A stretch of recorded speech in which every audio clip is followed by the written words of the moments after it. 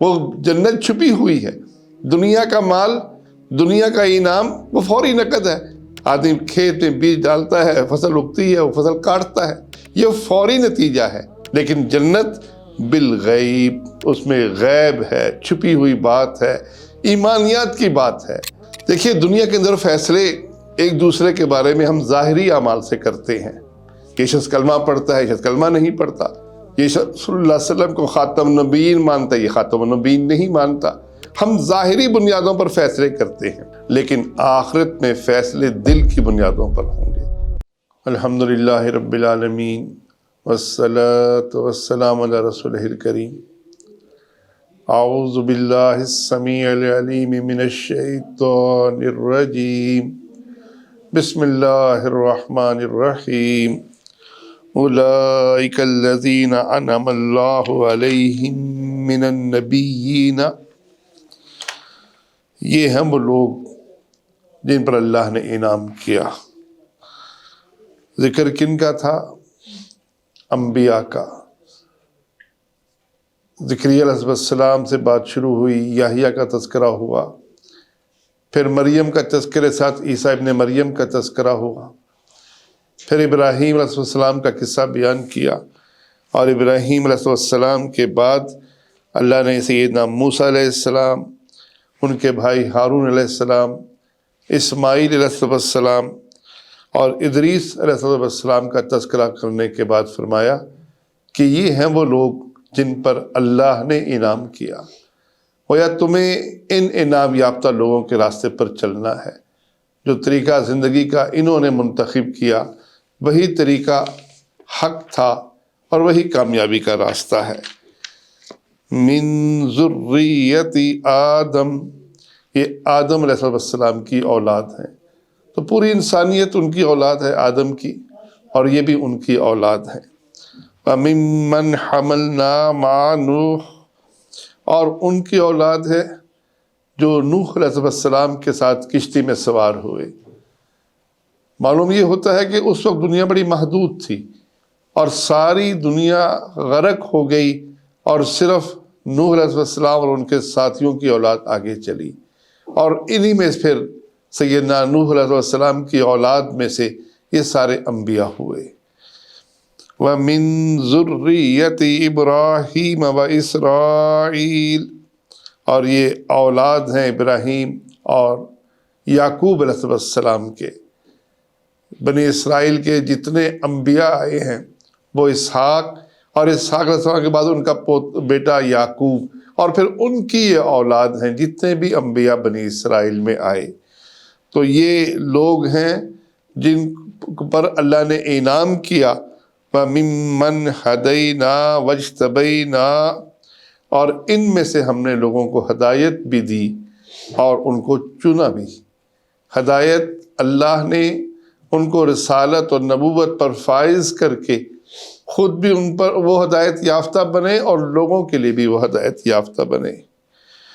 اور ان کی پھر خاص صفت بیان کی، اذا تتلی علیہم آیات الرحمن، جب ان پر رحمان کی آیات کی تلاوت کی جاتی تھی، قرآن کی آیات اور جو پچھلی کتابیں ہو گزری ہیں ان کی تلاوت جب ان پر ہوتی تھی، خروا سجدا وبکیا، تو وہ گر پڑتے تھے سجدے میں روتے ہوئے۔ وہ تو اللہ کے کلام کی عظمت کو پہچانتے تھے، تو قرآن تو ان پر نازل نہیں ہوا، قرآن تو محمد رسول اللہ صلی اللہ علیہ وسلم پر نازل ہوا۔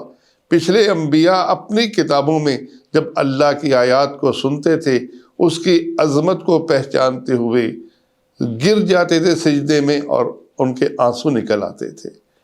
قریش مکہ کو اور یہود و نصارہ کو بھی اللہ نے آر دلائی کہ دیکھو یہ تمہارے بڑے ہیں، جن کا حال یہ تھا کہ اللہ کی آیات کو سن کر وہ سجدے میں گر جایا کرتے تھے اور وہ رونے لگ جاتے تھے، اور تمہارا حال یہ ہے کہ تم اس کا مذاق اڑاتے ہو، اللہ کی آیات کی تکذیب کرتے ہو۔ ذرا اپنا حال تو دیکھو، اور جن کا تم نام لیتے ہو ان کا حال تو دیکھو۔ سجدہ جو ہے یہ بڑی برکت والی چیز ہے۔ رسول اللہ صلی اللہ علیہ وسلم بیان فرماتے ہیں کہ قیامت کے دن جب اللہ اپنے بندوں پر مہربانی کا ارادہ کرے گا تو جہنم سے ان لوگوں کو نکال دے گا جن کے سجدے کی جگہ آگ نے نہیں کھائی ہوگی، گویا وہ نمازی ہوں گے، کبیرہ گناہ کی بنا پر وہاں جل رہے ہوں گے، صحیح بخاری کی روایت ہے، اور سجدے کی جگہ جو ہے وہ آگ پر حرام تھی، آگ نے اس جگہ کو نقصان نہیں پہنچایا، اور اللہ ان کی پہچان سجدے پر آگ کے حرام ہونے کی بنا پر کبیرہ گناہ کے مرتکب کو اللہ جہنم سے نکال دے گا اپنی رحمت کے ساتھ۔ دیکھیے کبیرہ گناہ کا مرتکب اللہ چاہے تو ایسے ہی معاف کر دے، اس کی نیکیاں زیادہ ہوں اور گناہ کم ہوں، کبیرہ گناہ کم ہو، اللہ چاہے تو ویسے اپنی رحمت سے معاف کر دے، اور چاہے تو اس کو عذاب دے، لیکن اس کا عذاب ہمیشہ کا عذاب نہیں ہوگا، آخر کار وہ جہنم سے نکلے گا، اور ان کی پہچان جو ہے وہ سجدے کی جگہ ہے، سجدے کی جگہ کو آگ نہیں کھائے گی۔ ایسے ہی نبی کریم صلی اللہ علیہ وسلم سے ایک صحابی ربیعہ بن کعب، وہ آپ کی خدمت کیا کرتے تھے، آپ کو رات کے وقت پانی کی ضرورت ہوتی یا حاجت کے لیے پانی کی ضرورت ہوتی تو وہ آپ کی خدمت کیا کرتے تھے۔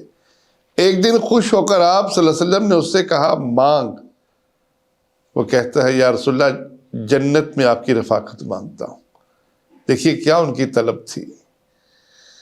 آپ صلی اللہ علیہ وسلم فرماتے ہیں کچھ اس کے علاوہ، وہ کہتا ہے نہیں بس یہی کچھ، تو آپ صلی اللہ علیہ وسلم فرماتے ہیں کہ سجدوں کی کثرت سے میری مدد کر، یعنی جو تیرا مطالبہ ہے میں دعا کروں گا اور تو سجدے زیادہ کر تاکہ تیرا یہ تمنا پوری ہو سکے، صحیح مسلم کی روایت ہے۔ ایسے ہی سیدنا ثوبان رضی اللہ تعالیٰ عنہ، وہ ایک صحابی سے ایک تابعی ان سے پوچھتا ہے کہ بتائیے میں کون سا عمل زیادہ کروں؟ وہ خاموش رہتے ہیں، وہ پھر عرض کرتا ہے کہ مجھے بتائیے کہ میں کون سا عمل زیادہ کروں تاکہ میں جنت میں اعلیٰ مقام لے سکوں؟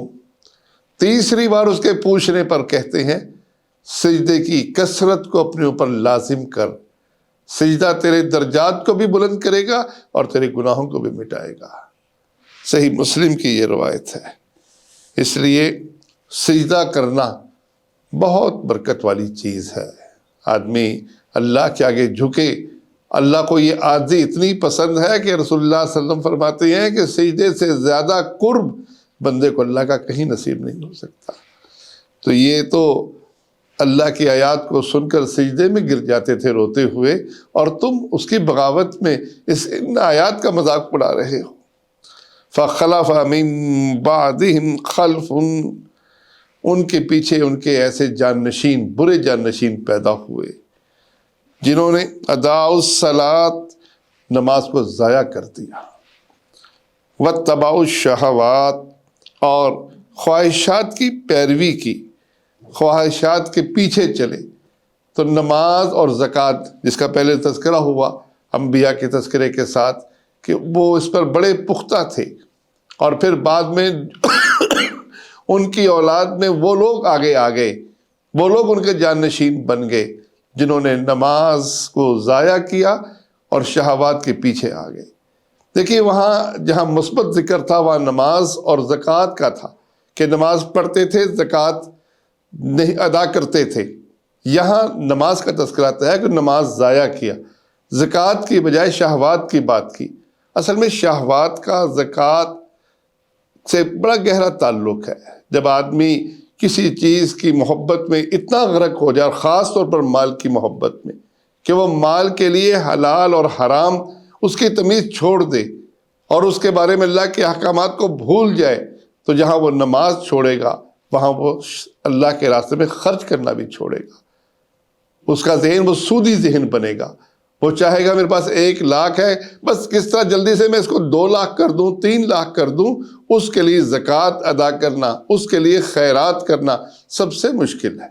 اس لیے اللہ تعالیٰ نے اس کی بنیاد کا ذکر کیا کہ یہ خواہشات کے پیچھے چل گئے، مال کی خواہش ہو، دنیا میں اونچے درجے کی خواہش ہو، اعلیٰ مقام حاصل کرنے کی خواہش ہو، ہر خواہش کے پیچھے وہ پھر مال کو وہی خرچ کرے گا جہاں اس کو ڈگری ملے گی، جہاں اس کو MNA کی سیٹ ملے گی، جہاں وہ وزیر اعظم بن سکے گا، وہ غریبوں کے اوپر مال خرچ کرنا اور خاص طور پر اسلامی فریضہ زکوٰۃ ادا کرنا اس کے لیے بہت مشکل ہوگا۔ فَسَوْفَ يَلْقَوْنَ غَيًّا، ان قریب یہ ہلاکت میں ڈال دیے جائیں گے۔ جہنم کی ایک وادی بھی غیب ہے، بہرحال بڑی تباہی کا ذکر ہے کہ ان کے لیے بہت مصیبت ہوگی۔ إِلَّا مَن تَابَ وَآمَنَ وَعَمِلَ صَالِحًا، ہاں جو توبہ کرے، ایمان لائے اور عمل صالح کرے۔ فَأُولَئِكَ يَدْخُلُونَ الْجَنَّةَ، یہی لوگ جنت میں داخل ہوں گے۔ تو توبہ جو ہے اس کا دروازہ ہمیشہ کھلا ہے۔ کتنی خوبصورت بات ہے، اصحاب الاخدود میں اصحاب الاخدود کا تذکرہ ہے جنہوں نے اہل ایمان کو زندہ جلا دیا، اور وہاں بھی اللہ فرماتا ہے اگر یہ توبہ کر لیں تو ان کے لیے بھی بخشش ہے۔ تو گویا توبہ کا میدان، دروازہ مرتے دم تک کھلا ہے۔ آدمی سے خطا ہو جائے، نمازیں چھوڑ جائیں، زکوٰۃ ادا نہ کرے، کوئی گناہ ہو جائے، اللہ کے حضور توبہ کرنے سے اللہ فرماتا ہے کہ توبہ کرے، توبہ کے ساتھ اپنے ایمان کو درست کرے، میرے ساتھ تعلق مضبوط کرے، اور پھر عمل صالح کر کے اپنے ایمان کی گواہی دے، تو ہم اس کو جنت میں داخل کریں گے۔ وَلَا يُظْلَمُونَ شَيْئًا، اس پر کچھ بھی ظلم نہیں ہوگا۔ یہ نہیں کہ پہلے اس نے یہ زیادتیاں کی تھی، یہ گناہ کیے تھے، یہ گناہ کیے تھے اور ہم ان کا حساب لیں، نہیں، جب اس نے توبہ کر لی ہم پچھلے سب گناہوں کو معاف کر دیں گے اور اس کو جنت میں داخل کریں گے۔